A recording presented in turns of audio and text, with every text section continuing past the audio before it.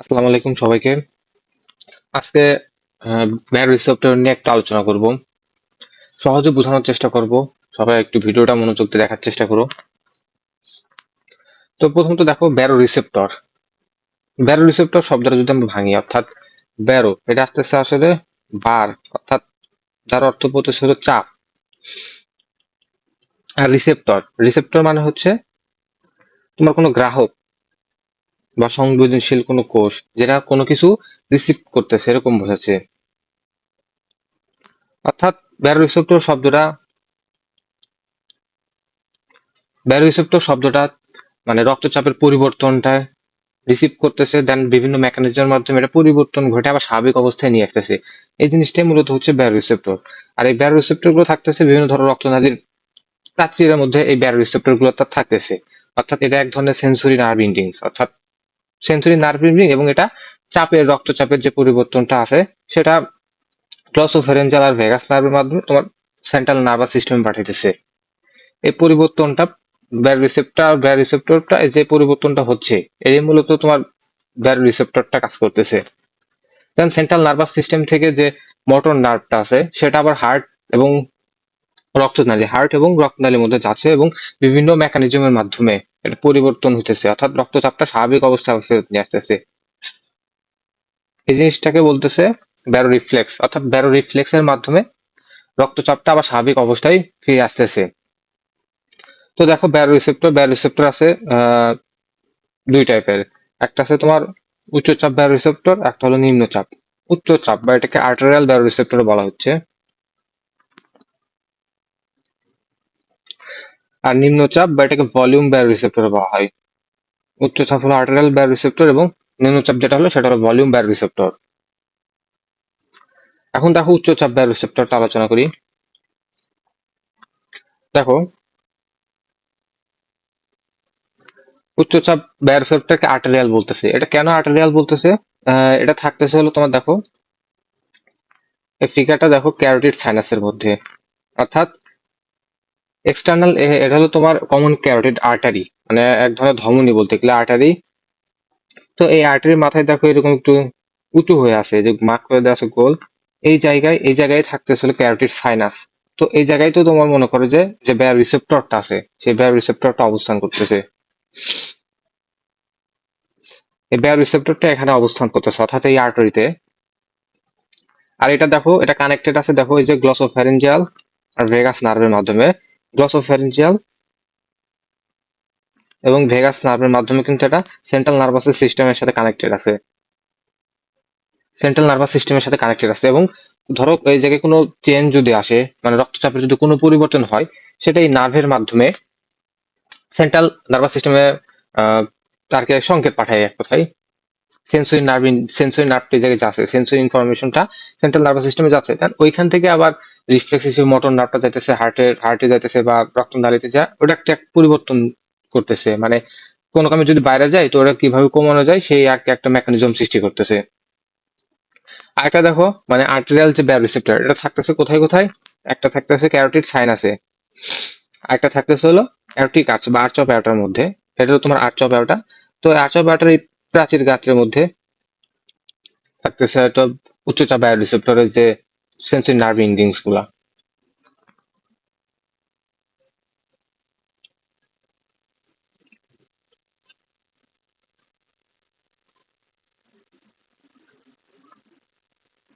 এখন দেখো উচ্চচাপ রিসেপ্টরটা কিভাবে তোমার মানে মেকানিজমটা কিভাবে হয়। দেখো যখন ধরো রক্তচাপ বেড়ে যায়, ধরো রক্তচাপ বেড়ে গেল, রক্তচাপ বেড়ে গেলে রিসেপ্টর রিসেপ্টর গুলো যে আছে, মানে অ্যারটিক আর্চ বা তোমার ওই ক্যারোটিড সাইনাসে যে রক্তচাপ যদি বেড়ে যায়, তো রিসেপ্টর সংকেত প্রদান করতেছে। রিসেপ্টর ভেগাস নার্ভ আর হলো গ্লসোফ্যারিঞ্জিয়াল, এই দুটো নার্ভের মাধ্যমে মেরুলা অবলঙ্গটা সংকেত দিচ্ছে, মেডুলা অবলঙ্গটা সংকেত যাচ্ছে। তো পরে মেডুলা অবলঙ্গটা থেকে মোটর নার্ভ আবার সংকেত পাচ্ছে কোথায়? হার্টে। তখন হার্ট মনে করো যে হার্ট তখন রক্তচাপ বেড়ে যাওয়ার কারণে হার্ট তখন হৃৎপিণ্ডের যে পাম্পিং ক্রিয়াটা আছে সেটা মনে করছো কমায় দিচ্ছে, হৃৎপিণ্ডের পাম্পিং ক্রিয়াটা কমায় দিচ্ছে এবং ফলে রক্ত প্রবাহ তাহলে রক্ত প্রবাহ কমে যেতেছে এবং রক্তচাপও ধীরে ধীরে স্বাভাবিক অবস্থায় আসতেছে। এটা হচ্ছে মানে রক্তচাপ যখন বেড়ে যাচ্ছে তখন রক্তচাপ কিভাবে কমিয়ে স্বাভাবিক অবস্থায় আনা যায় সেটা হচ্ছে এইভাবে। আবার কখনো যদি মানে রক্তচাপ যদি কমে যায় রক্তচাপ যদি কমে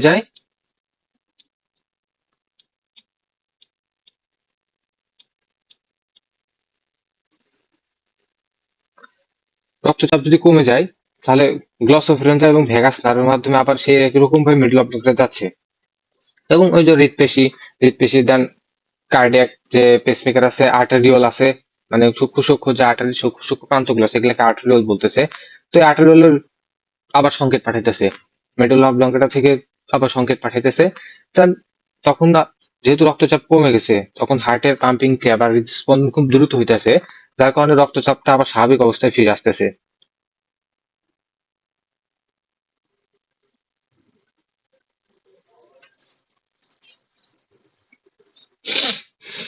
তারপর দেখো আরেকটা বায়োরিসেপ্টর, সেটা হলো তোমার নিম্নচাপ বায়োরিসেপ্টর। নিম্নচাপ বায়োরিসেপ্টরকে ভলিউম বায়োরিসেপ্টর বলা হচ্ছে বা আয়তন বায়োরিসেপ্টর বলা হচ্ছে। এটা অবস্থান করতেছে কোথায়?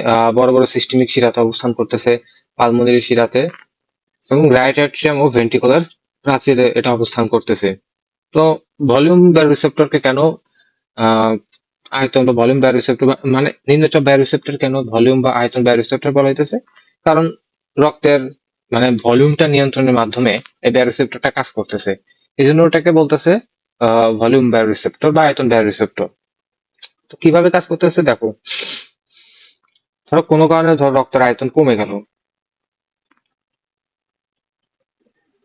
যখন রক্তের আয়তন কমে যাচ্ছে রক্তচাপও কমে যাচ্ছে, তখন এই ভলিউম রিসেপ্টর মানে ওই যে সিস্টেমিক শিরায় তারপর তোমার রাইট অ্যাট্রিয়াম ভেন্ট্রিকুলার প্রাচীরে পালমোনারি শিরায় যে অবস্থান করতেছে এই জিনিসগুলো অ্যাক্টিভেটেড হইতেছে, অ্যাক্টিভেটেড হয়ে তোমার সিগন্যাল পাঠাইতেছে হাইপোথ্যালামাসে।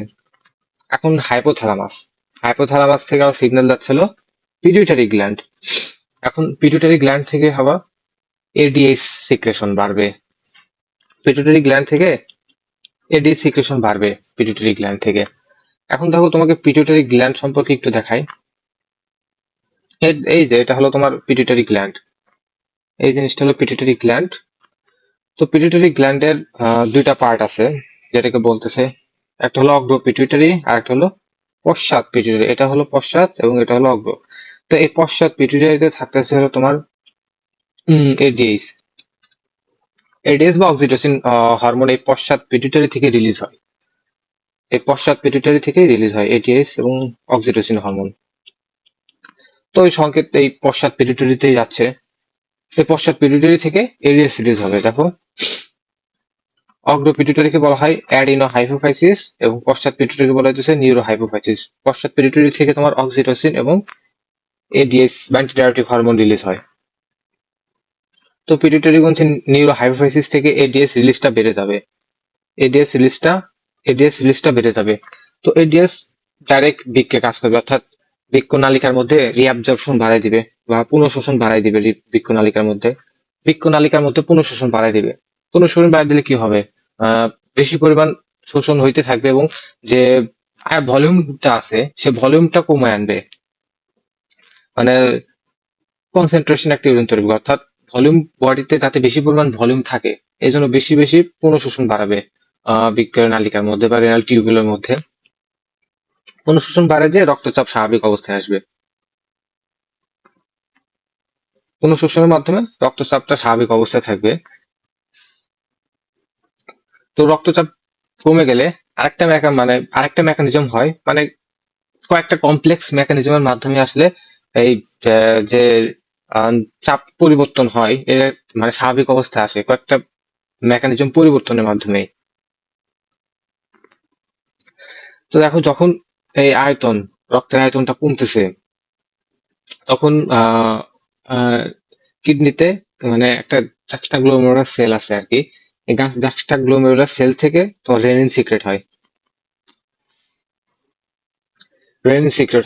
রেনিন আবার অ্যানজিওটেনসিনোজেনকে অ্যাক্টিভেটেড করতেছে। তো অ্যানজিওটেনসিন অ্যাক্টিভেটেড করলে তো রেনিন অ্যানজিওটেনসিন একটা কমপ্লেক্স মেকানিজম হইতেছে, এই কমপ্লেক্স মেকানিজমের মাধ্যমে আবার রক্তচাপটা পরিবর্তন করতেছে। মানে এখানে আর একটা কমপ্লেক্স মেকানিজম হয়।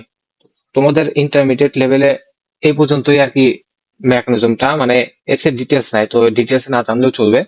তো মনে করো যে মেকানিজমের মাধ্যমে আবার রক্তচাপটা পরিবর্তন আসতেছে, অর্থাৎ এডিএস হরমোনের কারণে একটা ডাইরেক্ট যা কিডনিতে কাজ করতেছে, আর একটা এই জাস্টাগ্লোমেরুলার সেল থেকে রেনিন সিক্রেশনের মাধ্যমে কাজ করতেছে, রেনিন অ্যানজিওটেনসিন মেকানিজমের মাধ্যমে এই জিনিসটা কাজ করতেছে। তো এইভাবে কাজ করার মাধ্যমে যে রক্তচাপের পরিবর্তনটা সেটা আবার স্বাভাবিক অবস্থায় ফিরে আসতেছে। তো এইভাবে আর কি মনে করো যে বায়োরিসেপ্টরটা কাজ করতেছে।